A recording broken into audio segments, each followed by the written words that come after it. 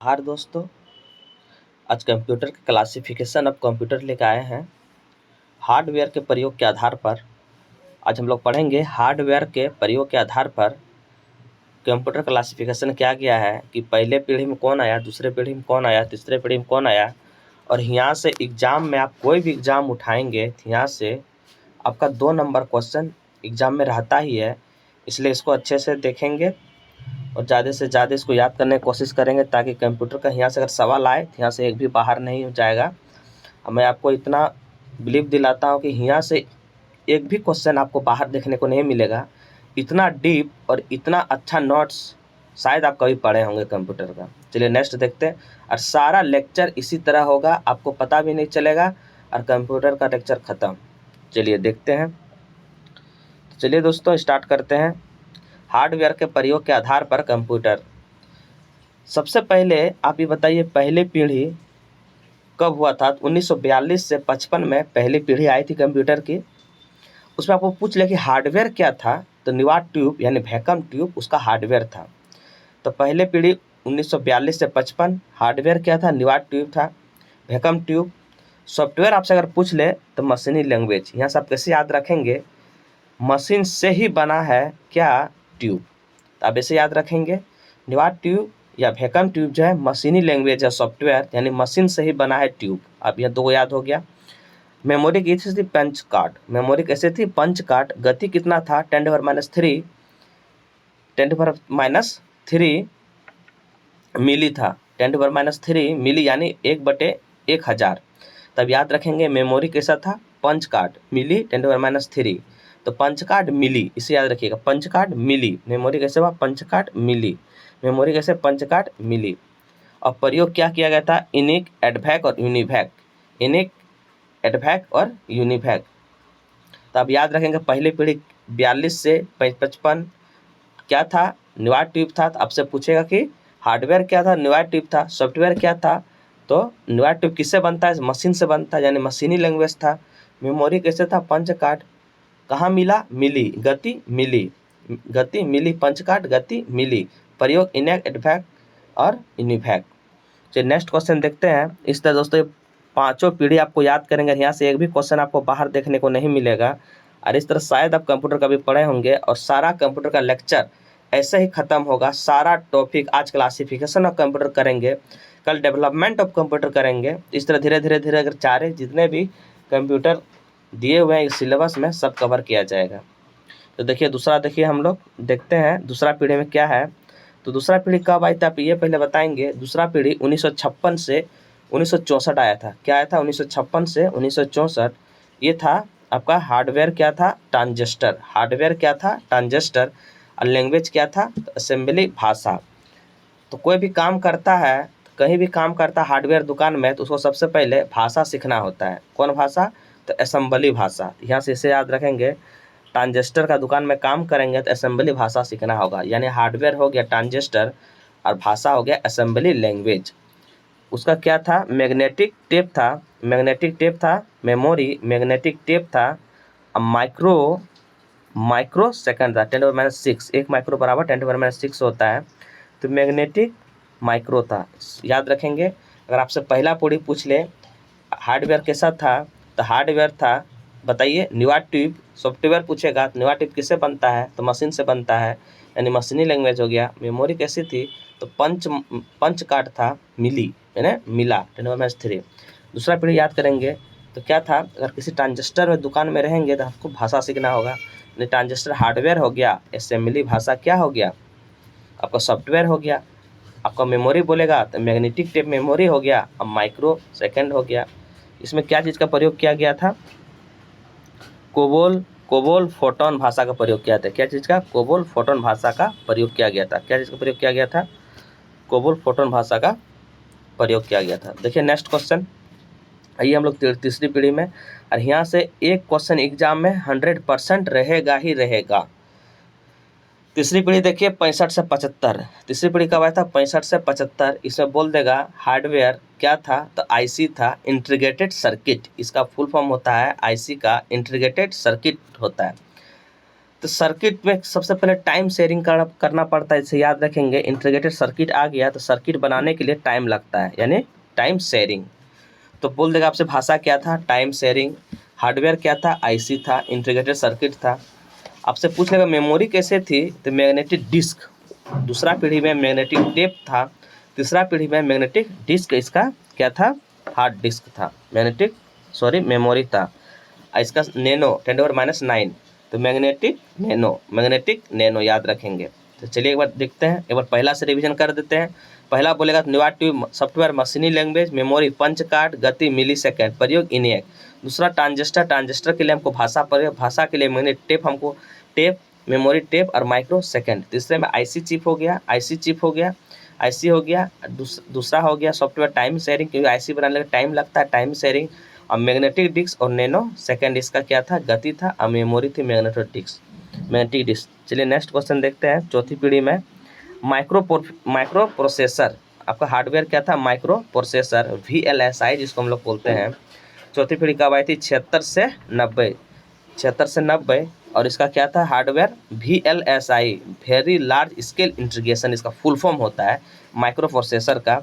सी language Unix, इसका software क्या था, सी लैंग्वेज यूनिक्स। तो VLSI सी लैंग्वेज यूनिक्स, ये आपको रटना ही पड़ेगा। VLSI सी लैंग्वेज यूनिक्स। इसका मेमोरी अगर से बोल देगा तो सेमी कंडक्टर मेमोरी था। और गति बोल देगा तो पिको सेकंड गति था इसका। इसमें प्रयोग किया गया था IAN MAN WAN MS dot. चौथी पीढ़ी में क्या प्रयोग किया गया था, keyboard mouse monitor RAM ROM. इसमें क्या गया था, IN मैन ये। नेक्स्ट देखिए, पांचवी पीढ़ी आते हैं। पांचवी पीढ़ी भी VLSI हुआ था। तो 1990 से अब तक जो है वो पांचवी पीढ़ी का कंप्यूटर है, उसको बोलते हैं VLSI। इसका ये था, क्या नाम है, सॉफ्टवेयर मल्टीमीडिया। मेमोरी बोलेगा तो ऑप्टिकल डिस्क, मेमोरी क्या थी, ऑप्टिकल डिस्क थे। और 3GHz से ज़्यादा इसका क्या था, गति था। 3 GHz इसका गति था। इसमें प्रयोग किया गया करता है लैपटॉप, सुपर कंप्यूटर, इस सब में इसका प्रयोग होता है। लैपटॉप, सुपर कंप्यूटर में इसका प्रयोग होता है। तो चलिए दोस्तों एक बार रिवीजन करते हैं तुरंत। पांचवी पीढ़ी में बोलेगा तो VLSI। उसके बाद बोलेगा कि सॉफ्टवेयर क्या था, मल्टीमीडिया, VLSI मल्टीमीडिया। उसके बाद आपसे बोल देगा मेमोरी कैसे थी, तो ऑप्टिकल डिस्क मेमोरी थी। इसका गति बोल देगा तो 3 GHz से ज़्यादा था। लैपटॉप और सुपर कंप्यूटर का प्रयोग किया जाता है। चौथी पीढ़ी में आपसे बोल देगा, तो चौथी पीढ़ी में मतलब माइक्रो प्रोसेसर VLSI हो गया। इसका बोलेगा सॉफ्टवेयर क्या था, सी लैंग्वेज सॉफ्टवेयर था। मेमोरी बोलेगा सेमीकंडक्टर और पिको सेकंड इसका गति था। तीसरी पीढ़ी जनता आईसी चिप बनाने के लिए टाइमिंग शेयरिंग लगता है। मैग्नेटिक डिस्क और नैनो सेकंड इसका गति था। दूसरी पीढ़ी देखिए, दूसरी पीढ़ी में ट्रांजिस्टर असेंबली भाषा, ट्रांजिस्टर के लिए हमको ट्रांजिस्टर बनाएंगे तो असेंबली भाषा सीखना होगा। मैग्नेटिक टेप हो गया और माइक्रो सेकंड हो गया। पहली पीढ़ी में न्यूआर्टिव मशीन से बनता है, पंच कार्ड मिली। तो ये पाँचों आप एकदम पूरे अच्छे से रट जाएंगे। अब आइए कुछ इंपॉर्टेंट फैक्ट्स देखते हैं यहाँ से। अब आईसी जैसे हम लोग पढ़े उसके बारे में कुछ जान जाते हैं। आपको हम चैलेंज देते हैं दोस्तों, अगर यूट्यूब में इस तरह अगर कंप्यूटर पढ़ा देता हूँ वो कमेंट कीजिएगा सर इस तरह पढ़ाया गया था। 1950 में जैकब केल्वी में, और आपको ये भी विश्वास दिला दे कंप्यूटर में 20 में 18+ आप लाएंगे, यहाँ से एक भी क्वेश्चन नहीं हिलेगा। आईसी 1950 में जैक केल्वी ने इसका आविष्कार किया था। अगर आपसे कभी आविष्कार भी पूछ ले तो 1950 में जैक केल्वी ने इसका आविष्कार किया था। आईसी का फुल फॉर्म होता है इंटीग्रेटेड सर्किट। ये अर्धचालक की बनी होती है। आईसी जो अर्धचालक की बनी होती है क्या से, सिलिकॉन और जर्मेनियम से बनी होती है क्या, आईसी। ट्रांजिस्टर, अब आता है ट्रांजिस्टर, इसमें आया है तो आप जान जाते हैं ट्रांजिस्टर।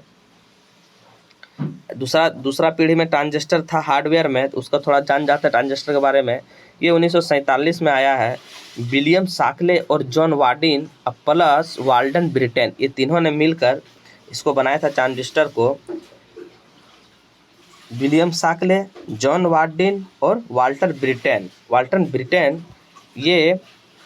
ये जो जॉन वार्डिन जो है 2 बार नोबेल दिया गया है। जॉन वार्डिन को याद रखेंगे, 2 बार नोबेल 1956 और 1972 में दिया गया है। किसको, तो जॉन वार्डिन को। तो अब यार ट्रांजिस्टर का आप जान गए। William Shockley, John Bardeen, Walter Brattain. 2 बार नोबेल दिया गया किसको? जॉन वार्डिन को। नेक्स्ट देखिए टॉपिक, अब आता है माइक्रो प्रोसेसर। अब माइक्रो प्रोसेसर के बारे में थोड़ा जानते हैं कि माइक्रो प्रोसेसर क्या कहता है। चलिए दोस्तों, माइक्रो प्रोसेसर सबसे पहले जानिए कि माइक्रो प्रोसेसर खोज किसने किया है। तो माइक्रो प्रोसेसर खोज MC हॉप ने इसका आविष्कार किया है। कौन किया है? MC हॉप ने इसका आविष्कार किया है। माइक्रो प्रोसेसर का खोज MC हॉप ने इसका आविष्कार किया है। अब इसी में आता है SSI, VLSI, ULSI जो हम लोग पढ़े, उसका फुल फॉर्म भी जान जाते हैं। मैंने सब एक जगह करने की कोशिश किया है ताकि आपको ज़्यादा से ज़्यादा चीज़ को फ़ायदा मिले। SSI स्मॉल स्केल इंटीग्रेशन, इसका फुल फॉर्म होता है SSI का स्मॉल स्केल इंटीग्रेशन। ये कम IC का प्रयोग इसमें होता है। SSI में कम इंटीग्रेटेड सर्किट का प्रयोग होता है। दूसरा देखिए VLSI देखिए वेरी लार्ज स्केल, इसको SSI से ज़्यादा IC का प्रयोग होता है। SSI से ज़्यादा IC का प्रयोग होता है। वेरी लार्ज स्केल SSI से ज़्यादा IC का प्रयोग होता है। और तीसरा है ULSI ultra large scale integration. Ultra large scale, तो आगे देखिए इसमें क्या कहता है, ये VLSI से भी ज़्यादा IC का प्रयोग होता है। VLSI से ज़्यादा IC का प्रयोग होता है। अब तो हम लोग देख लिए वो हार्डवेयर के आधार पर। अब हम लोग देखेंगे आकार के आधार पर कंप्यूटर का बेसिक। आकार के आधार पर वो तो हम लोग देखे हार्डवेयर के आधार पर 5 भागों में बांटे गए थे, पहला, दूसरा, तीसरा, चौथा, पाँचवा। अब देखिए आकार के आधार पर हम लोग कंप्यूटर को बांटते हैं। एक भी क्वेश्चन अगर पूछेगा तो यहाँ से आपसे नहीं जाएगा, क्योंकि इतना ही डीप इसको बनाने की कोशिश किए हैं ताकि कोई एग्जाम में यहाँ से क्वेश्चन बाहर नहीं जाएगा। माइक्रो कंप्यूटर, आप देखिए माइक्रो कंप्यूटर सबसे पहले आता है माइक्रो कंप्यूटर, उसके बाद आता है मिनी कंप्यूटर, इसके बाद आता है मेनफ्रेम कंप्यूटर, उसके बाद आता है सुपर कंप्यूटर। क्या? Micro computer, mini computer, mainframe computer और सुपर कंप्यूटर। माइक्रो कंप्यूटर एक माइक्रो प्रोसेसर का प्रयोग होता है। माइक्रो कंप्यूटर आपसे अगर पूछ ले तो एक माइक्रो प्रोसेसर का प्रयोग होता है। मिनी कंप्यूटर आपसे पूछ ले, कई माइक्रो प्रोसेसर बन के एक मिनी कंप्यूटर को बनाया जाता है। कई माइक्रो प्रोसेसर मिल के एक मिनी कंप्यूटर को बनाया जाता है। मेनफ्रेम कंप्यूटर, कई मिनी कंप्यूटर मिल के मेनफ्रेम कंप्यूटर को बनाया जाता है। और कई मेनफ्रेम कंप्यूटर बन के सुपर कंप्यूटर को बनाया जाता है। तो देखिए सबसे बड़ा सुपर हुआ, मेनफ्रेम हुआ, मिनी हुआ, माइक्रो हुआ। सुपर हुआ, मेनफ्रेम हुआ, मिनी हुआ, माइक्रो हुआ। अगर इसको छोटा से बड़ा करेंगे तो micro, mini computer, mainframe computer, super computer. कभी कभी एग्जाम में ये चारों को सजाने दे देता है कि कौन इसके बाद बड़ा होता है। इसे जान जाएंगे। सबसे पहले सुपर कंप्यूटर बड़ा हुआ, तो मेनफ्रेम कंप्यूटर बड़ा हुआ, उसके बाद मिनी कंप्यूटर बड़ा हुआ, उसके बाद माइक्रो कंप्यूटर बड़ा हुआ, इस तरह करके। चलिए दोस्तों देखते हैं सुपर कंप्यूटर। अब आते हैं सुपर कंप्यूटर के बारे में। यहाँ से इस बार का बिहार टीचर जो इससे पहले जो हुआ था उसमें एग्जाम में सबसे पहले पूछा था कि सुपर कंप्यूटर का आविष्कार कौन किया है। पहला ही क्वेश्चन, सुपर कंप्यूटर का आविष्कार कौन किया है? सेमर क्रे। आप याद रखेंगे सुपर कंप्यूटर का आविष्कार सेमर क्रे ने किया है। क्रे कंपनी के मालिक है ये। सुपर कंप्यूटर का आविष्कार कौन किया? सेमर क्रे ने किया है। क्रे कंपनी के मालिक है। पहला सुपर कंप्यूटर CDC 6000 है। अब जहाँ से सोचेंगे ना क्वेश्चन इससे ये बनेगा, उससे पहले वो क्वेश्चन हम बना के लेके आए हैं। अगर आपसे पूछ दे कि कंप्यूटर का आविष्कार सेमर क्रे ने किया है, वो क्रे कंपनी का मालिक है, आपका दिमाग में भी चलेगा तो पहला सुपर कंप्यूटर कौन होगा? तो CDC 6600 ये पहला कंप्यूटर था। CDC 6600 ये पहला कंप्यूटर था। सेंट्रल डाटा प्रोसेसिंग, इसको कहते हैं सेंट्रल डाटा प्रोसेसिंग नहीं दोस्तों, कॉपरेशन, सेंट्रल डाटा कॉपरेशन। तो पहला कंप्यूटर किसने खोया? तो सेमर क्रे ने, क्रे कंपनी के मालिक थे। पहला सुपर कंप्यूटर CDC जो 6600 है, इसका CDC का फुल फॉर्म होता है सेंट्रल डाटा कॉपरेशन। देखिए कार्य इसका क्या क्या है। अब सुपर कंप्यूटर का कार्य आप देख लीजिए, कार्य क्या है। तो इसमें सबसे पहले कार्य देखिए क्या है कि डाटा सुरक्षा रखता है कि जितना भी हम लोग फॉर्म डालते हैं तो वो कहाँ? सुपर कंप्यूटर में सब वो जाता है, तो वो सुपर कंप्यूटर में सेव रखता है। फिर डाटा सुरक्षा हो गया। मौसम भविष्यवाणी के लिए जो कंप्यूटर लगे रहते हैं कि आज का बारिश बहुत तूफान होगा, आज का बारिश बहुत खतरनाक होगा, आज का बारिश में सभी लोग बह जाएंगे, तो वो सारे मौसम भविष्यवाणी सुपर कंप्यूटर के माध्यम से ही किया जाता है। दूसरा देखिए आंतरिक कार्यक्रम जो बनते हैं वो भी सुपर कंप्यूटर के ही से रहते हैं।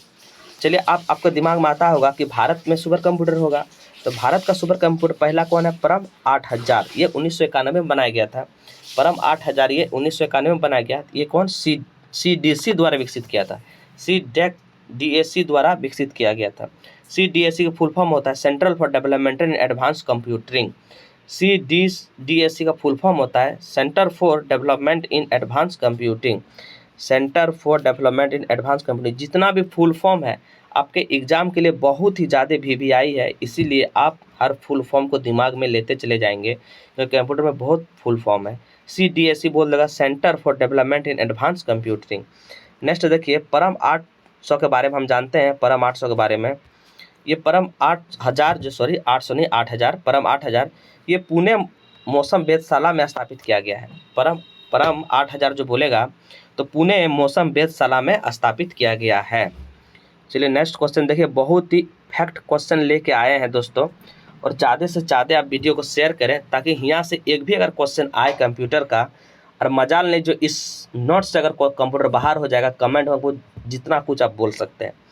चलिए नेक्स्ट देखते हैं, सोफिया सऊदी अरब का रोबोट है। अब यहाँ से भी देखिए 2017 में ये इंडिया इसे मान्यता दी है। सोफिया सऊदी अरब का रोबोट है। कहाँ? सऊदी अरब का रोबोट है। IBM इसका होता है इंटरनेशनल बिजनेस मशीन, इसको फुल फॉर्म होता है IBM का इंटरनेशनल बिजनेस मशीन। ये 1911 में यह स्थापना हुआ था, USA का है। IBM इंटरनेशनल बिजनेस मशीन ये 2011 में स्थापित हुआ। कहाँ का है? USA का है। एप्पल की स्थापना आपसे कभी कभी एग्जाम में पूछ लेता है, तो इसलिए हम सारा एक जगह करने की कोशिश किए ताकि एक भी क्वेश्चन यहाँ से बाहर नहीं जाएगा। एप्पल की स्थापना 1976 में, ये भी USA का ही है। इंटेल 1968 में, ये भी USA का ही है। दुनिया के सबसे बड़ी सेमीकंडक्टर कंपनी इंटेल है। अब याद रखेंगे, इंटेल अगर आ गया तो देखिए दुनिया का सबसे बड़ी सेमीकंडक्टर कंपनी क्या है? इंटेल है। तो दोस्तों आज का सेशन यहीं पे समाप्त करते हैं, और कल नेक्स्ट टाइम में या कल देखते हैं डेवलपमेंट ऑफ कंप्यूटर लेके आएंगे, या दूसरा टॉपिक भी होगा। वीडियो ज़्यादा से ज़्यादा शेयर करें। हाँ, डेवलपमेंट ऑफ कंप्यूटर लेके आएंगे। इस तरह से जितना भी एग्जाम में दिए हुए हैं सारे कवर किए जाएंगे, और यहाँ से एक भी क्वेश्चन आपको बाहर नहीं देखने को मिलेगा। आप इससे पहले भी आप कंप्यूटर पढ़े होंगे, अगर इस तरह कंप्यूटर पढ़े होंगे आप हमको जरूर कमेंट करके बताएं, सर इस तरह हम कंप्यूटर क्लास पहले भी कर चुके हैं। ये आपको हम चैलेंज देते हैं कि इस तरह कंप्यूटर आज तक आप नहीं पढ़े होंगे।